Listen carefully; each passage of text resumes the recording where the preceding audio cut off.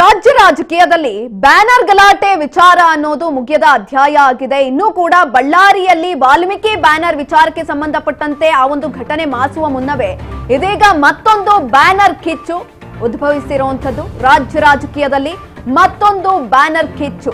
Cinema flex ತೆರವುಗೊಳಿಸಿದ್ದಕ್ಕೆ ಬೆಂಕಿಯ ಮಾತುಗಳನ್ನ ಆಡಲಾಗಿದೆ.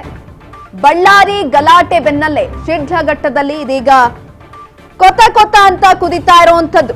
Banner ವಿಚಾರಕ್ಕೆ ಸಂಬಂಧಪಟ್ಟಂತೆ ಇನ್ನೊಂದು ಇನ್ಸಿಡೆಂಟ್ ಆಗಿದೆ.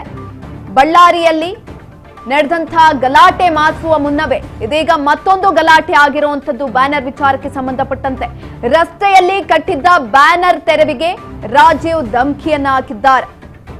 ಶಿಡ್ಲಘಟ್ಟ ನಗರಸಭೆ ಪೌರಾಯುಕ್ತಿಗೆ ಜೀವ ಬೆದರಿಕೆಯನ್ನ ಹಾಕಲಾಗಿರುವಂತದ್ದು. ಅಶ್ಲೀಲ ಶಬ್ದವನ್ನ ಬಳಕೆ ಮಾಡಲಾಗಿದೆ. ಪ್ರಾಣ ಬೆದರಿಕೆಯನ್ನ ಕೂಡ ಹಾಕಲಾಗಿದೆ. ಮಹಿಳೆ ಕಣ್ಣೀರನ್ನ ಇಟ್ಟಿದ್ದಾರೆ. ಸಂದರ್ಭದಲ್ಲಿ ರಾಜೀವ್ನ ಹುಚ್ಚಾಟಕ್ಕೆ ಅಮೃತಾ ಗೌಡ ಬೆದರಿ ಹೋಗಿದ್ದಾರೆ. ಚಿಕ್ಕಬಳ್ಳಾಪುರ ಜಿಲ್ಲೆ ಶಿಡ್ಲಘಟ್ಟ ಪೌರಾಯುಕ್ತೆ ಇದೀಗ ಕಣ್ಣೀರನ್ನ ಇಟ್ಟಿರುವಂತದ್ದು. ಫೋನ್ ಅನ್ನ ಮಾಡಿದ್ದಾರೆ. ಫೋನ್ ನಲ್ಲಿ ಹೇಗ್ ಬೇಕೋ ಹಾಗೆ ಮಾತಾಡಿದ್ದಾರೆ. ಆಕೆಯನ್ನ ಸುಡುವುದಾಗಿ, ಚಪ್ಪಲಿಯಲ್ಲಿ ಹೊಡೆಸುವುದಾಗಿ ಧಮಕಿಯನ್ನ ಹಾಕಿರುವಂತದ್ದು.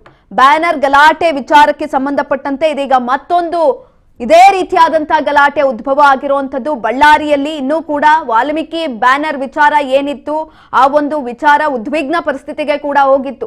ಇನ್ನು ಆ ಒಂದು ಗಲಾಟೆ ಮಾಸುವ ಮುನ್ನವೇ ಇದೀಗ ಮತ್ತೊಂದು ಬ್ಯಾನರ್ ಗಲಾಟೆ ಶುರುವಾಗಿರುವಂತದ್ದು. ಅನಧಿಕೃತವಾಗಿ ಹಾಕಿದಂತಹ ಒಂದೇ ಒಂದು ಬ್ಯಾನರ್ ಅನ್ನ ತೆರವು ಮಾಡಲಾಗಿತ್ತು. ಆ ಬ್ಯಾನರ್ ಅನ್ನ ತೆರವು ಮಾಡಿದ್ದಕ್ಕೆ ಇದೀಗ ಶಿಡ್ಲಘಟ್ಟ ನಗರಸಭೆ ಪೌರಾಯುಕ್ತೆ ಅಮೃತಾ ಗೌಡ ಅವರಿಗೆ ಕಾಂಗ್ರೆಸ್ ನಾಯಕ ರಾಜೀವ್ ಗೌಡ ಬೆದರಿಕೆಯನ್ನ ಹಾಕಿದ್ದಾರೆ. ಫೋನ್ ಮಾಡಿ ಬೆದರಿಕೆ ಹಾಕಿರುವಂತದ್ದು. ಬಾಯಿಗೆ ಬಂದಂಗ್ ಬೈದಿದ್ದಾರೆ. ಜೊತೆಯಲ್ಲಿ ಅಶ್ಲೀಲ ಶಬ್ದವನ್ನ ಬಳಕೆ ಮಾಡಿದ್ದಾರೆ. ಪ್ರಾಣವನ್ನ ಕಳೆಯೋದಾಗಿ ಬೆದರಿಕೆಯನ್ನ ಹಾಕಿರುವಂತದ್ದು.